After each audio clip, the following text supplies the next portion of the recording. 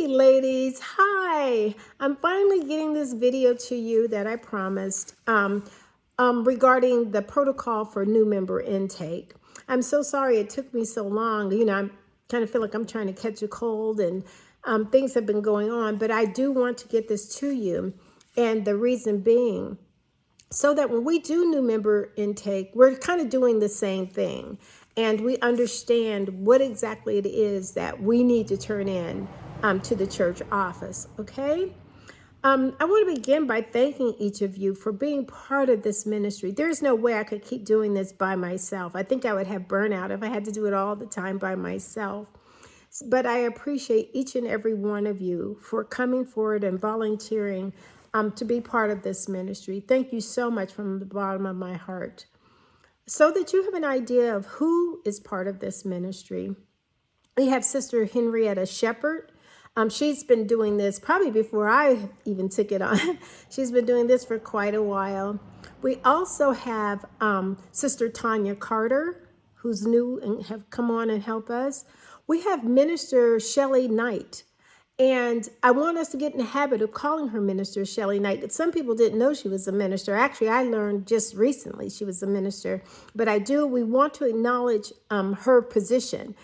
God says give honor where it's due, and that honor is definitely due. So we have Minister Shelley Knight. We also have Sister Lydia Pittman said if ever we need someone to help, she's willing to help still also. She used to do this ministry. But she's willing to help.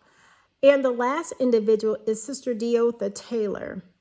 Now with Sister Taylor, as you know, Pastor Taylor is sick. So she's been really out assisting him. Before that, she was almost every Sunday jumping up to do the new member intake. But let's keep them in prayer. And when she is able, she will be back and she will join the team at that time, okay? But thanks to each and every one of you. My reason for wanting to do this, again, is so that we can all kind of have the same idea of what needs to be done. And definitely so we're turning into the office the information they need. So, one thing I do need to say, I got notes, okay?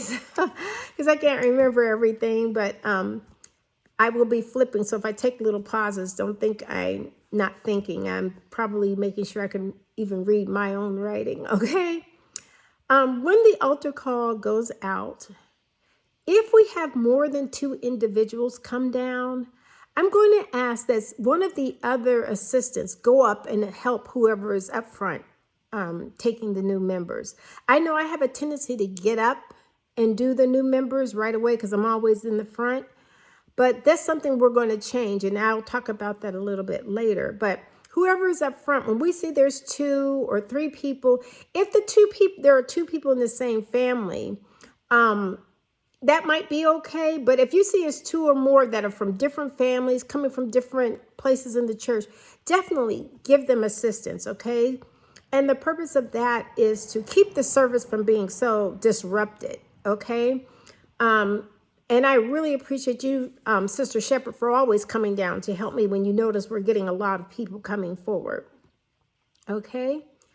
Once the individual has come down, and usually they'll usher them to the side where the pastor waits before he does his sermon, that's a good time for you to ask them, why did they come forward? Some people just want to be baptized, or whatever their reason being. You need to ascertain that information. And so if they're joining the church, there are 2 things you will probably end up asking, or you should ask. The first of the 2 is, are they joining under Christian experience? That means they're already Christians. They're just like joining a new church. Or are they new to the body of Christ? This is the first time, surrendering to God. You need to have that information. The other thing you will need to know is, has the individual been baptized? And if they have not, you want to ask if they would like to be baptized, because on their forms, there is the information where you can check Christian experience and are they baptized? Now, even with the form, something I want to suggest, now this is up to you, but it's something I tend to do. I don't let them stand there and fill out the whole form unless the pastor's still talking about other stuff and they have time to do so. However, I tend to tell them, you can start the form, but however, when I go to do your introduction, if you're not finished with it, go ahead. You can take it to your seat after the introduction and the pastor has spoken to you. And then you can bring it to me after church. And I show them where to meet me, which is up there where Brother Woodard typically sits by the front door. So I tell them to meet me up there and bring their form at that time. One thing I tell them also, another thing I tell them also, if they want to be baptized, I tell them someone from the church office will be contacting them about when they're to be baptized. Although it's typically the third Sunday of every month, sometimes things can throw that off. And so I allow the office to contact them to tell them when they're going to be baptized. I may say typically it's the third Sunday, but I do indicate it may be a different Sunday. So I would share that with them. And also, the other thing I usually share with them is if they're joining the church, and you could do this after church when they come back and bring back the form, or you can tell them if you have time before you introduce them, that they will be required to do a new members class. And that class, the date of that class varies. So I always say someone from the church office will contact them and then indicate when they can start their new members class. After church, many times I've asked people what was the significance of the new members class. I tend to tell them it's so that they know the church bylaws. Also, it gives them the right to, to vote during meetings if they're church members that have completed the class, because that's the only way they can vote on various issues and topics in the church. Okay? And a lot of that I say for after church to talk to them about. Now, like I said, if there's time to talk to them before you introduce them, that's great. When it comes to the introduction, I tend to have a separate sheet of paper, which I just write their name and why they've come forward. Now, sometimes you get various individuals that have names that are really hard to pronounce. I try, and this is something more recently I've been doing, is write it down phonetically. How does it sound to me?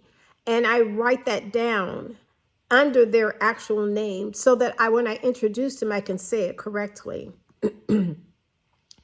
And usually when I do the introduction, even though, I always have something I say, I tie the sermon into the new members coming down or what have you. You don't have to do that. But what you should always do is first acknowledge the pastor. So I tend to say, Pastor Hughley, and then other pastors, ministers, saints, and friends in the congregation. So I say that, Pastor Hughley, ministers, saints, and friends. And then I go, we have brother or sister. And that's how I begin the introduction. But no matter what, whoever the pastor is that brought the word, you should acknowledge them first, okay? And then when it comes to introducing individuals, if I had, like everyone that came down to join the church, I tend to say something witty like, God is really pouring out a blessing on Mount Calvary and enlarging our territory, because everyone that has come forward today wants to join the church. And then I said, first we have brother or sister or whomever, and you go ahead. If they're in a family, I said, we have a beautiful family that are joining, and name the family and name the children too. Don't leave them out. Just say like the Carter family. No, say the children too. Give them that special place they deserve, okay? Because remember, heaven is rejoicing too. So why should we give them any less here? So I tend to go ahead and name the children. If someone is wanting to be baptized, you might then at that time say that, and not only do we have these all coming today, we have sister or brother so-and-so who is also wanting to be baptized. We have to definitely acknowledge that, okay? So make sure you're doing that, acknowledging each person. And if it's a group that all want the same thing. You could do them as a group, but then say their names individually and why they've come down. I also say, if somebody is new to Christ, I tend to pull that out because I want people praying for them, right? Because they have decided to surrender to God. Satan is not going to be happy about that. So he's going to keep trying to keep them out in the world. So we want others praying for them so that they can stay in the family, okay? After church, when you have them come down and bring the form, even if they've already given you the form, I still ask that they meet me in the front of the church, okay?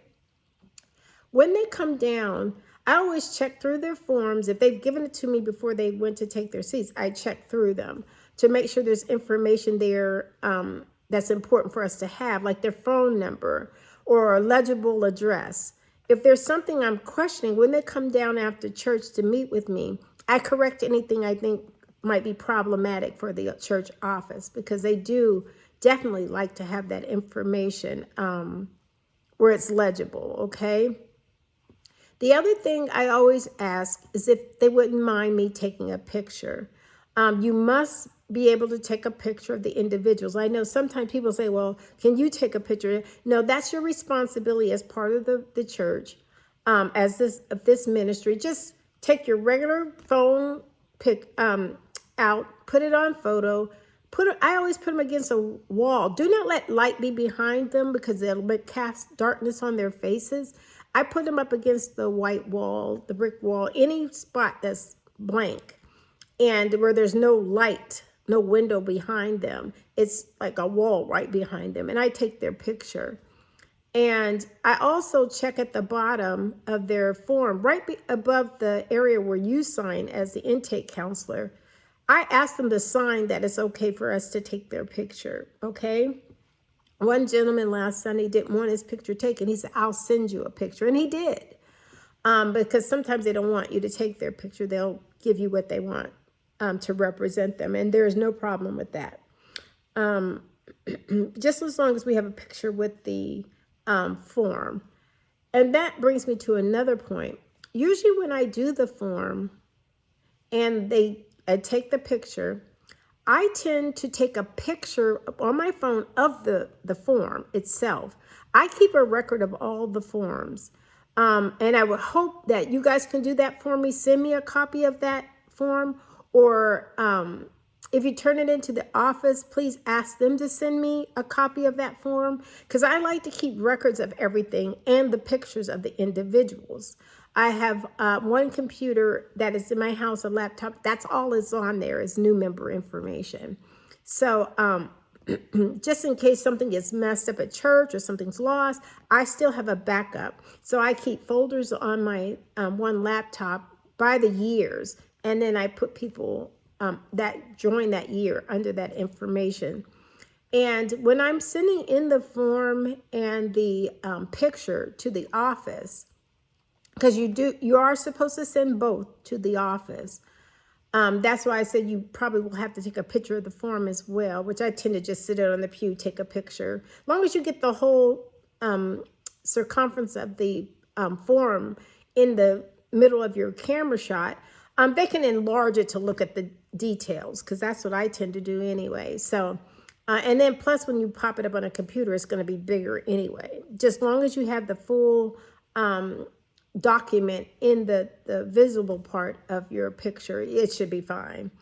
And before I send the form, I label the person's name on that form and then put in brackets form, and then the other one just their name. So they know that's the image, and then which one is the form and which the image. So they can match them up, because if they don't remember which person was which and you send in forms, they won't know how to match the pictures to the forms. So make sure you're putting the name on the picture and the form before submitting it to the church office. Now, I tend to, on Sundays, take a picture right away with the individual that's standing there. And then I give the tangible forms, the hard copies, to Pastor Joan. She usually will take those with her and store them in the office, but you will still need to do a digital send to the administration, church administration, the picture of the individual and the form, because they want those together. And there's no way you can give them the picture if you're standing in the congregation, because unless you have something to print it off instantly to hand them together, usually that's not something you can do. So you will need to do them both. If for some reason you're having problems with that and I'm at church that day, just come get me, okay? I will probably more than likely stay after church over there while you're doing that. So if you say, oh, I don't know if I can get the picture in this form, if I can do the picture in the form and make sure it gets to the office, okay? I am the director of this ministry, and I don't shun my responsibility. I just appreciate you taking the information and doing what you have to do. But should there be an occasion where I'm not at church, you really do need to know what is expected. An image of the individual and their form digitally sent to the church administration. Also, they use this information for events to introduce new members or to make sure everybody is aware of who were these individuals that just joined the church. So, the last thing as far as this protocol goes, make sure you're signing the bottom of your form and dating it. So we know who took the information, because sometimes there may be questions the office may have, there may be questions I may have, or you may have of me. And if we don't know who did the intake, there's no way we could ask the question. So make sure you're signing the bottom of your intake form, because that's important to do. Outside of that, that's pretty much the protocol for all of that. Introduce the person, have them fill out the form in their seats, come down and meet you in front of the church, check the form for legibility, and then take a picture of them. Then they can go, and then you can have that picture in the form where you can send it to the church office, and then give the tangible form to the office or to Pastor Joan. The other thing I wanted to say, I know in the past I have always bought everyone clipboards. There's only a couple of us, so I have bought clipboards and put papers inside with notebooks. Sister Henrietta, I know you probably still have yours. The store that I got those from is after COVID shut down, and I had bought those right prior to it shutting down. So it's no longer in place, but I will look and see if I can find those kind of clipboards that open and you could put paper inside. However, I would strongly encourage you to have at least 2 clipboards. You can get them at Walmart, or you can like a lot of mine that I have, people don't know, I got them at Goodwill, 50 cents a board. And then I just put contact paper on them that I already have in my house. I just stuck it just to give it a nicer look. And that's all I needed. The other reason I like the ones that open, because you will need to have forms to pass out to individuals in there, as well as ink pen. That's something else. Please try to have a couple of ink pens. If you don't, I tend to carry multiple ink pens in a little container that I sanitize. You're more than welcome to use some of the ones I have. I will bring them every Sunday. And that is something all of us should do. Every single Sunday, bring your materials. Don't this isn't my Sunday to do the new member intake. That's okay, because if there's a lot of people that come forward, they're going to need help. And you're going to need your own supplies to help assist with that intake crowd. So make sure you're bringing your materials every Sunday. Whether I'm doing it or not, I always have it with me. So you should bring it each and every Sunday, okay? And I know that's a lot to ask, but if you were the one is your Sunday to do the intake and you needed some help, and everybody's like, well, I don't have my stuff, you wouldn't like that. So, yeah, make sure you have your equipment with you each Sunday if possible. And that brings me to, I think must be the last thing. I think we should rotate on Sundays, so it's not one person doing it all the time. I don't mind doing it all the time, but sometimes I do like to just sit down and not have, especially when I'm singing in the choir, and then I leave the choir and try to come over to the front of the church so I can get up there and make sure I'm ready when he does the altar call. But if we can rotate that, even if we say, let's say today's, this coming Sunday, Sister Henrietta, it's your responsibility to do the new member intake. And I will be your assistant if you have more than a couple of people there. I'm going to come and back you up. We could even do that, like have Minister Shelley do it. And then if her backup will be Sister Carter, the other Sister Carter, Sister Tanya, she will be her backup if, there is a lot of people coming forward. However, if there's multiple, more than like 3 or 4, then somebody else needs to assist. And that's why it's important to have your supplies. And that probably will be me. If I notice there's a good crowd starting to come up, wanting to join, I will probably jump up. And in one thing that I will probably do regardless, if it's even your Sunday to do the new member intake, if I see there's several people, just to make sure everything is going well, I'll probably come over and see if I can assist, or just to make sure I can answer questions if you need to go ahead and take names or whatever you need to do. You don't have to try to do multiple things. If I can help and assist with that, I will. So we need to help each other, okay? Like I said, this isn't an easy task, but it's a fulfilling one because we know we're working for the Lord, and especially with something bringing in new folks into the family. And I always tell them, and this is my thing, I joke along with them and say, oh no, we're brother and sister now. Now I'm going to be nutty with you. And then they always tend to laugh. We're family. Family always cuts up with other family. And so we laugh. One thing that I tend to do, and this is completely up to you if you want to do this or not, within that week, within a day or two after the person has joined the church, I have these blank cards that I write them a card, welcome them to the family. I reiterate just in one-liners, things I told them, like someone from the church office will call you for new members class and baptism, if that's what and so they'll have that. If you have any questions, please feel free to call the church office, and I add the phone number there. Another thing I tend to do on the top part of the card or the other opposite side is put like Sunday school starts this time, Bible study is at this time. And if I know what care group they're in, I will go ahead and say, you're in the care group, this is the person. And see, you're in the Jasper, see Elder Dawson, Dan Dawson. Like I will do something like that. That's up to you. Or if I'm not sure who's over which care group, I said, please ask the office for information about your care group. And so sometimes they'll call the office and ask. They said, Sister Tammy said something about some care group. What is that? And then the office can answer them and tell them exactly which one they're in, because it's based on your last name. So other than that, I think that's pretty much everything I wanted to share with you.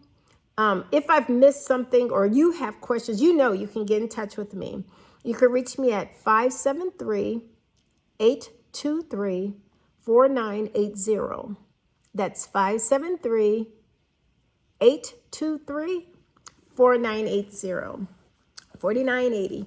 So you can call me anytime, even if it was your Sunday to do the new members and you're not going to be at church for some reason. You can let me know. And usually I'm the first person you should contact, because I will usually step in and do it. And if I can't, I will call someone from that point on. But let me know if you can't be there, and if anything comes up, okay? As far as getting copies of the forms, if you find you can't get copies in the office, or and that's something you can do. I will try to get you all a digital copy of the form. You can take it over to the church office and have them print them off for you. Say, oh, can you print me 10 of these off, or what have you? But if for some reason they can't get them to you, let me know, and I can print them on one of my 2 printers here, because we have one upstairs and downstairs, a digital family.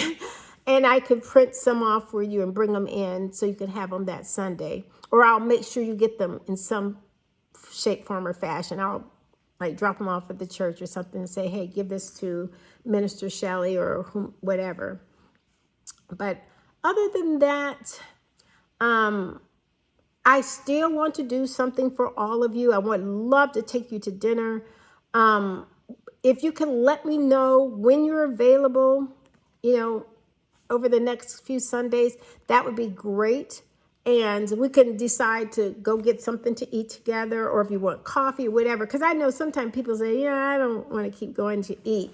But if you just want to grab coffee so we could sit and fellowship with one another, that would be great. But it's something I wanted to do. I know I gave you a little small Christmas gift because it was going to be Christmas. I was going to take you to get something to eat. But if it's just coffee or something, and Sister Carter, I still have your gift and I will give it to you when I see you. But whatever you want to do, or if you want to just come to my house and hang out or whatever, you're more than welcome to do that as well. And we can just get some carry out and bring it here and hang out at my house. Because sometimes for people, that's even a good thing to do. And I have no problem doing it, okay? Well, that's all I have for you. I hope this wasn't too long. Let's see, it looks like 25 minutes. But if you have any questions, please feel free to go ahead and give me a call. And I hopefully can answer your questions. Thank you again. I pray blessings on you and all of your loved ones. And I'm looking forward to an exciting 2024 and God just enlarging our territory. Thank you.